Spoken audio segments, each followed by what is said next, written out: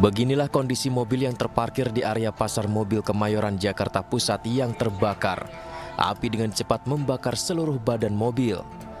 Besarnya kobaran api juga membakar dua mobil lainnya yang berada di sebelahnya. Api pertama kali diketahui membakar bagian depan mobil saat tengah terparkir hingga akhirnya membesar dan sulit dipadamkan. Diduga api berasal dari puntung rokok yang dibuang sembarangan oleh orang tak dikenal sehingga mengenai bagian depan mobil. Logikanya mesin mati,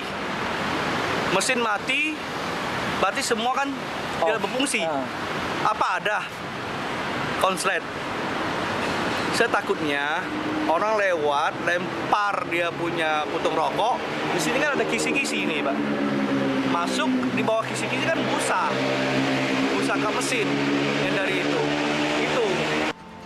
Meski sempat menyambar ke mobil lainnya, namun beruntung api berhasil dipadamkan oleh para pedagang di sekitar. Dari Jakarta, Rani Sanjaya, iNews melaporkan. Banjir dan material tanah lumpur masih menghinggapi permukiman warga di Jalan Braga, Kota Bandung, Jawa Barat. Warga dibantu petugas berupaya membersihkan sisa-sisa material lumpur yang masuk ke dalam rumah dengan alat seadanya. Pemerintah Kota Bandung telah memperbaiki tanggul Sungai Cikapundung yang jebol, namun sejumlah rumah warga yang temboknya rusak belum diperbaiki. Saat ini ratusan orang masih mengungsi di posko pengungsian. Sebelumnya banjir bandang akibat tanggul jebol juga menerjang wilayah Dayakolot, Kabupaten Bandung, Jawa Barat. Sedikitnya 2.000 rumah warga terdampak banjir akibat jebolan tanggul Sungai Cigede. Selain merendam rumah warga, banjir juga merusak fasilitas umum seperti musola dan sekolah. Beberapa rumah yang terendam artinya ini kan berarti 2.000 kakak dan sudah disiapkan tempat pengungsian sementara di SNT 1. Itu sudah ada 200 orang, 200 orang. Kami juga menyiapkan dapur umum, menyiapkan air bersih, dan juga Pak Kapolres akan mengumumkan kepada mereka yang masih di dalam kalau ini sudah evakuasi, telepon ke nomor 11. Hingga saat ini petugas masih memperbaiki tanggul Sungai Cigede untuk mencegah luapan air jika terjadi hujan deras. Dari Bandung, Jawa Barat, Tim Liputan iNews melaporkan. Pemirsa, pasca banjir yang melanda kawasan Kerinci, Jambi, saat ini warga mulai membersihkan sisa lumpur dari rumahnya.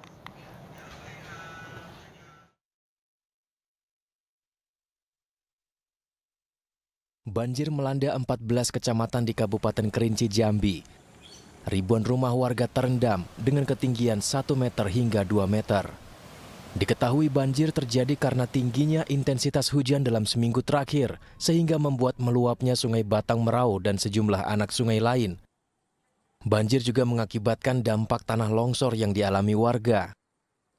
Banjir yang melanda Kabupaten Kerinci sudah terjadi selama 2 pekan lebih dan menggenangi perumahan. Dengan total desa 91. Kemudian dari 14 kecamatan yang terdampak banjir, mereka terdampak longsor juga. Sejumlah 9 kecamatan dan 26 desa.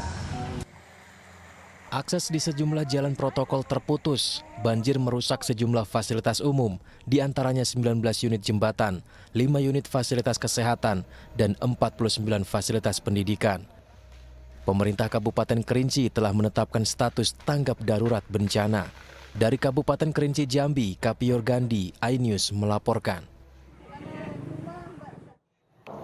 Pemirsa, aksi bela Palestina di depan gedung Kedutaan Besar Amerika Serikat kembali digelar. Salah satu tujuan aksi untuk meminta pemerintah mendukung Afrika Selatan yang menggugat Israel ke Mahkamah Internasional.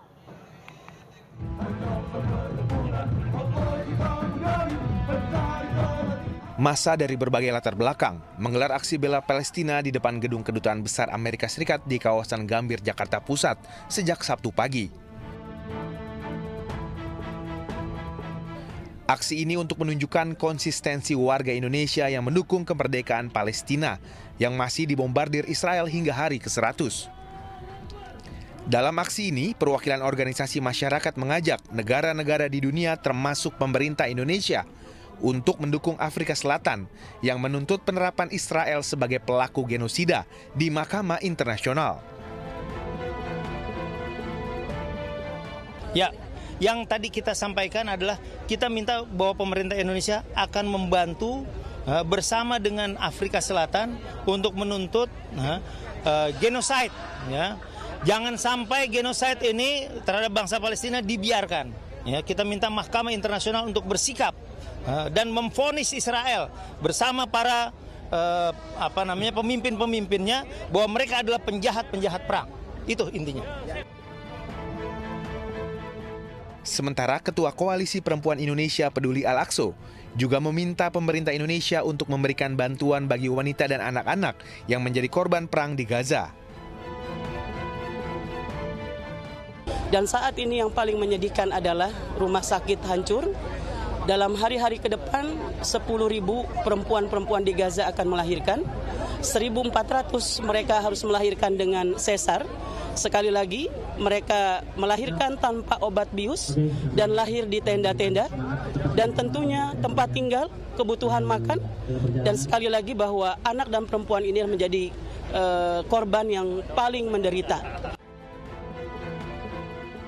Hingga kini akibat serangan Israel menewaskan lebih dari 23.000 warga Palestina sejak perang dimulai Oktober 2023. Dari Jakarta, Amrina Rida, Ahmad Putra, iNews melaporkan. Ribuan umat muslim menggelar aksi solidaritas untuk Palestina di titik 0 km Yogyakarta. Masa aksi mengaku terpukul dengan kekejian Israel melakukan upaya genosida di tanah Gaza.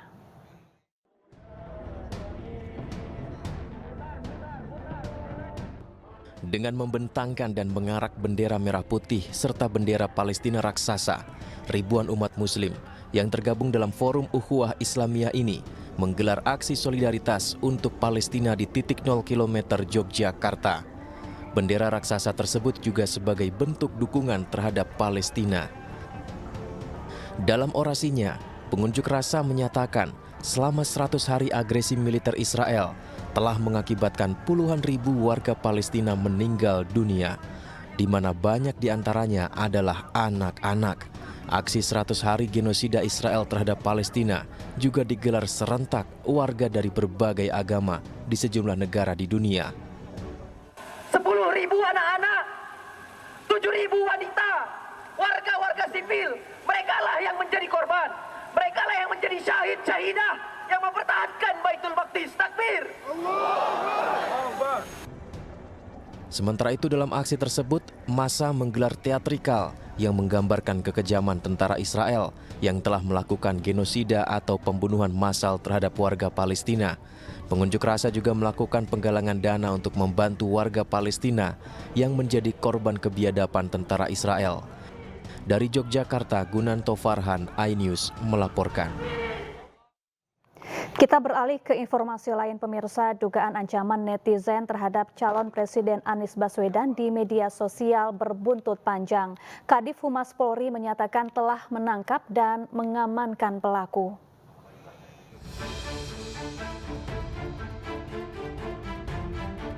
Ancaman komentar netizen kepada Anies Baswedan saat live viral di media sosial. Komentar ancaman penembakan diterima Anies Baswedan pada saat melangsungkan live di media sosial TikTok. Komentar tersebut dilontarkan oleh salah satu akun. Meski hanya dalam bentuk tulisan di kolom komentar di sebuah platform media sosial, namun aparat kepolisian bergerak cepat mengamankan pelaku. Pelaku yang telah mencuitkan di media sosial tentang pengancaman penembakan terhadap salah satu paslon ternyata sudah ditangkap tadi pagi berdasarkan informasi dari masyarakat dan kerjasama dari Direktorat Cyber Barreskrim Polri dan Subdit Cyber Polda Jawa Timur yang berkolaborasi dan alhamdulillah telah membuahkan hasil dan saat ini pelakunya sudah ditangkap dengan inisial AWK umur 23 tahun di daerah Pasuruan Jawa Timur atau tepatnya TKP-nya di Jember. Namun demikian hal ini masih pendalaman. Sementara itu, Capres Partai Perindo nomor urut 3 Ganjar Pranowo tanggapi perihal ancaman tersebut dan menyerahkannya untuk diusut aparat kepolisian. Pak Anies di TikTok mendapatkan ancaman penembakan, Pak. Ada tanggapan Pak terkait ancaman-ancaman seperti itu, Pak? Ada politik, lapor sama polisi ya, biar ditindak. Harus ditindak ya Pak, hal-hal kayak gitu ya Pak ya? Walaupun di medsos ya Pak ya? Makasih ya Pak. Masyarakat seharusnya bijak dalam berkomentar dan berperilaku di media sosial, apalagi mengeluarkan pernyataan yang bernada ancaman dan kebencian, apalagi saat ini dalam masa pemilu 2024. Tim Liputan iNews melaporkan. Razia knalpot brong yang dilakukan di sejumlah daerah menyisakan tumpukan knalpot bekas. Di Pati, hasil razia knalpot ini dijadikan karya monumen yang dipasang di pusat kota.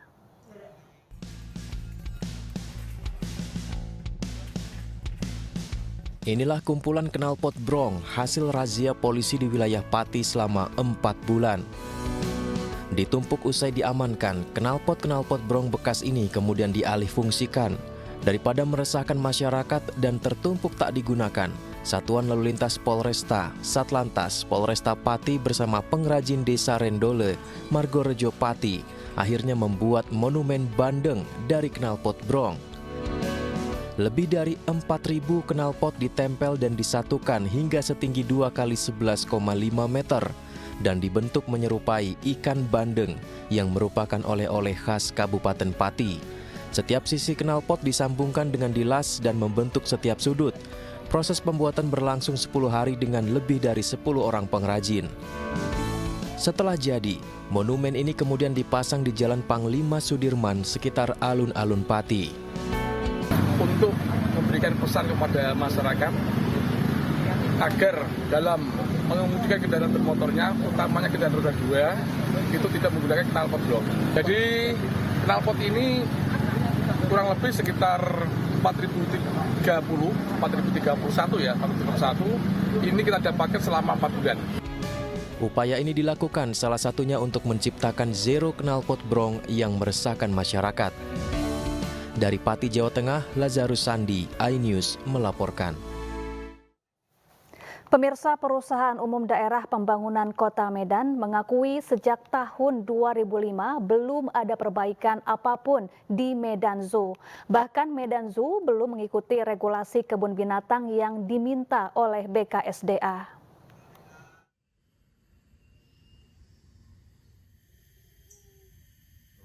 PLT Dirut PUD Pembangunan Kota Medan Bambang Hendarto yang membawahi Medan Zoo mengakui sejak tahun 2005 belum ada perbaikan apapun yang dilakukan di Medan Zoo. Medan Zoo juga belum bisa mengikuti regulasi animal welfare dari BKSDA. Medan Zoo diakui tertinggal secara aturan atau regulasi karena belum ada pemasukan dari APBD dan dipersulit dengan kondisi COVID-19. Kebun binatang ini kan sudah ada dari 2005, jadi kan itu konsep pola yang lama. Nah, dari 2005 sampai dengan hari ini memang belum ada perbaikan apapun karena belum ada juga APBD yang masuk kemari. Jadi kita sedikit tertinggal memang kalau secara aturan, secara apa yang menjadi keinginan BKSDA untuk animal welfare, kita memang belum bisa mengikutinya gitu.